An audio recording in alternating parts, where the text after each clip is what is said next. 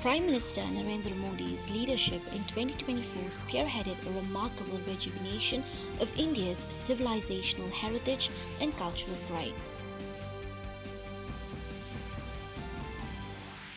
India has completed the fencing of over 9 kilometers of its border with Myanmar, and work on the road along the fence is in progress.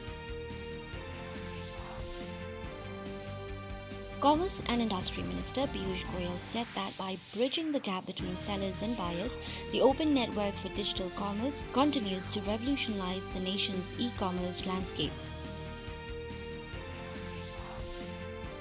India saw vehicle retail sales increase by at least 9% in 2024 to cross 26 million units.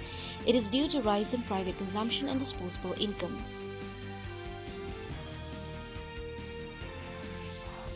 India's efforts to mitigate greenhouse gas emissions have borne fruits as the country's emissions fell by 7.93% in 2020 compared to the previous year.